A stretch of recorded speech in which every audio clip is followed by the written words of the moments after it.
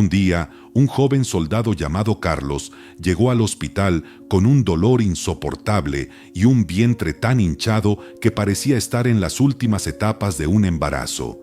El doctor Philippe, impactado por la escena, corrió a su encuentro y al tocar su abdomen sintió algo moverse dentro, como si un bebé diera patadas. Carlos gritaba de dolor mientras su compañero de ejército, Fabián, explicaba que el vientre de Carlos había comenzado a hincharse hacía 8 meses, pero lo habían ignorado pensando que era algo pasajero. Ahora, con el dolor siendo insoportable, lo había llevado por la fuerza al hospital. El doctor, aunque con experiencia en obstetricia, no podía creer lo que veía. Sospechó si Carlos habría nacido mujer y luego se había transformado, pero Fabián lo negó con firmeza. Carlos, según él, era un hombre de nacimiento y no había pasado por ningún cambio de género.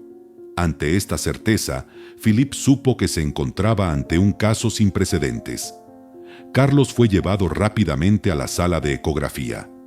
En la pantalla, el equipo médico vio claramente a 2 fetos moviéndose en su interior.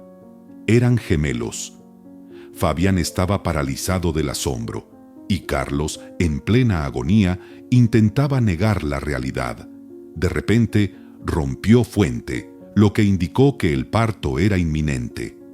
Philippe reaccionó al instante y ordenó llevarlo a la sala de operaciones. Una vez allí, mientras el médico se preparaba para una cesárea, Carlos se negó rotundamente y exigió dar a luz de manera natural. En medio del caos y la urgencia, se quitó el cinturón y los pantalones, revelando detalles físicos sorprendentes que explicaban su embarazo. El personal médico quedó atónito, pero no había tiempo para preguntas. Carlos gritaba que los bebés estaban llegando. La sala entró en modo emergencia. Mientras tanto, para comprender cómo se llegó a esta situación, es necesario retroceder unos días. En un lunes nublado, Fabián esperaba ansiosamente frente al autobús militar.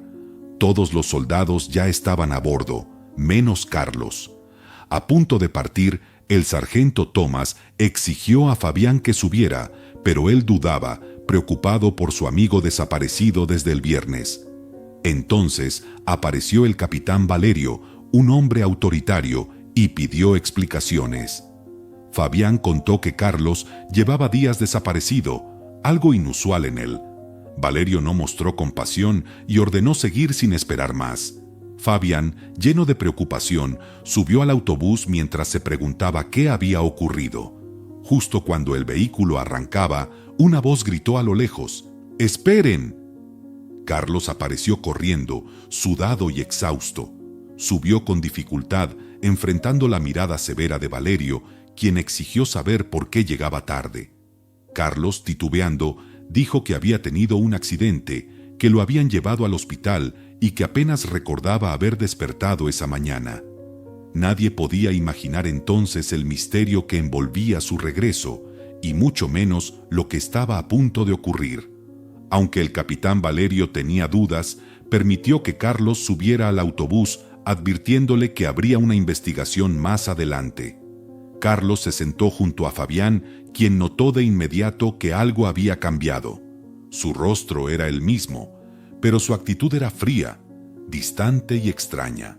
Durante el trayecto al aeropuerto, Fabián intentó bromear para romper el hielo, pero Carlos respondía con frases cortas, con la mirada perdida, como si fuera otra persona. Cuando Fabián le preguntó por qué no había respondido a sus llamadas y mensajes, Carlos simplemente dijo que había perdido la noción del tiempo tras el accidente.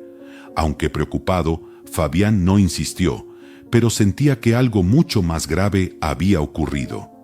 Al llegar al aeropuerto, el ambiente era tenso. Fabián tenía la certeza de que Carlos ya no era el mismo. A unos metros, el sargento Thomas se acercó al capitán Valerio para hablar en privado. Valerio le preguntó con desconfianza cómo era posible que Carlos estuviera allí. Thomas respondió nervioso: «Debería estar muerto. Lo vimos. No podía haber sobrevivido». Valerio, aún sin respuestas claras, decidió que la próxima misión sería el final de Carlos. «Esta será su tumba», dijo con frialdad. Durante la marcha bajo el sol abrasador, Carlos comenzó a sentirse mareado y se detuvo. Fabián, preocupado, se ofreció a hablar con el capitán para sacarlo de la misión, pero Carlos lo detuvo.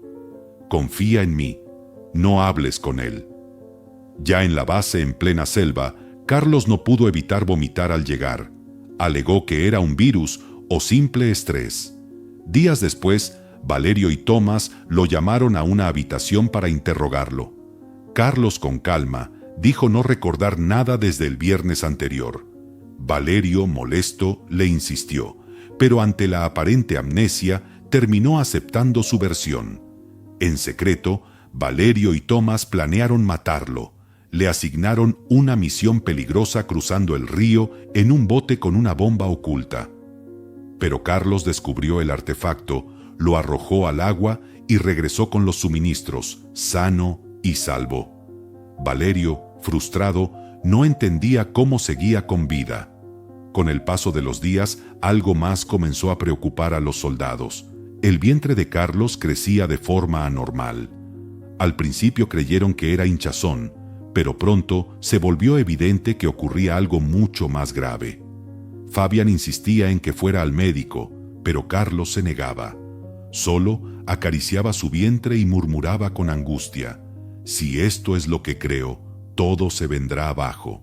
La noche antes del regreso a la base, Fabián lo encontró exhausto, con el vientre enorme. «Carlos, esto ya no es normal», le dijo. Carlos guardó silencio, sabiendo que algo imposible se gestaba dentro de él. Carlos no necesitaba los consejos de Fabián. Estaba convencido de que, al regresar a la base, todo volvería a la normalidad. Retomaría el entrenamiento y olvidaría lo ocurrido. Pero Fabián no lo creía. Veía que la situación empeoraba cada día, especialmente al observar el vientre de Carlos, que se volvía más grande y duro. Al volver a la base, los soldados quedaron impactados. Carlos intentaba justificar su estado con excusas como la mala alimentación o la falta de ejercicio, pero al mirarse al espejo, sabía que no podía seguir ocultándolo. Pasaban las semanas y su vientre crecía alarmantemente, sin explicación lógica. Incluso Tomás y Valerio empezaron a murmurar entre ellos, con la esperanza de que Carlos muriera sin necesidad de intervenir. Fabián insistía una y otra vez en que debía ir al médico, advirtiéndole que ya no podía controlar la situación. Pero Carlos se negaba a aceptar la realidad, hasta que comenzaron los dolores. Primero eran leves, pero se transformaron en contracciones insoportables, sudores fríos y mareos. Carlos sufría en silencio, tapando sus gritos con una toalla en el baño. Una noche, en el comedor, notó que su vientre era tan grande que apenas podía sentarse. Al levantarse por agua, pasó junto a Tomás y Valerio y escuchó parte de su conversación. Esa noche tenían una partida de cartas con otros oficiales y Valerio no regresaría antes de las 10. Carlos actuó como si no hubiera escuchado nada, pero se grabó esa información. Sabía que esa ausencia sería su oportunidad para llevar a cabo el plan que había estado preparando durante meses. Volvió a la mesa y se sentó junto a Fabián, que seguía observándolo con preocupación. «Sabes que puedes confiar en mí, ¿verdad?». «Swing», le dijo. Carlos dudó antes de responder. «¿Por qué dices eso?». Fabián, serio, le dijo que notaba algo grave. Ese vientre, su comportamiento, no era simplemente un accidente. Era como si fuera otra persona. Carlos intentó justificarse con que era solo un hinchazón y que el accidente lo había dejado confundido. Fabián perdió la paciencia. «Basta ya. Todos se burlan de ti diciendo que estás embarazado, y yo mismo vi tu vientre moverse». Tras un silencio, Carlos lo miró fijamente y le dijo con seguridad: «Confía en mí. Muy pronto, toda la verdad saldrá a la luz». Esa noche, Carlos fingió tener dolores y se fue a dormir temprano. Fabián quiso quedarse con él, pero Carlos lo convenció de que necesitaba descansar. Era una trampa. Rellenó su cama con cojines y sábanas y se escabulló por los pasillos hacia el despacho del capitán Valerio. Sabía que Valerio y Tomás estaban jugando cartas. Entró al despacho, soportando una fuerte punzada en el vientre, y buscó en el cajón inferior hasta encontrar el dossier con el sello del ejército. Comenzó a fotografiar las páginas con su móvil, pero la puerta se abrió de golpe. Valerio entró, seguido de Tomás. Lo vieron con el documento en la mano. Valerio gritó furioso. Sabía que no habías perdido la memoria. Tomás añadió frío: ¿cómo sobreviviste aquella noche? Carlos, dominado por el dolor, retrocedió mientras se sujetaba el vientre. Valerio, enfurecido, no esperó una respuesta y ordenó a Tomás: no importa. Esta vez no saldrá vivo. Mientras tanto, Fabián, inquieto por el extraño comportamiento de Carlos y su decisión de acostarse temprano, fue a buscarlo.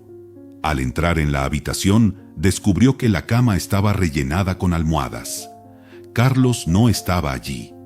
En el despacho, Valerio sacó un arma con silenciador y apuntó a Carlos. Pero Carlos, a pesar del dolor, reaccionó rápido, empujó una mesa y huyó por la puerta trasera. Corrió hasta encontrarse con Fabián, quien lo ayudó a escapar en coche hacia el hospital militar. Allí, médicos y enfermeros los recibieron, y el doctor Philippe se hizo cargo de inmediato. La historia volvía al punto inicial. Carlos, tendido en la mesa de operaciones, retorciéndose de dolor.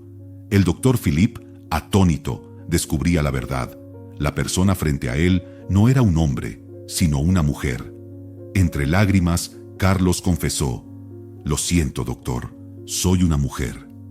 Nadie debía saberlo». No había tiempo para asimilarlo. Los gemelos estaban por nacer. Philippe dio la orden y Carla, la verdadera identidad, comenzó a pujar. Los llantos de 2 bebés llenaron la sala.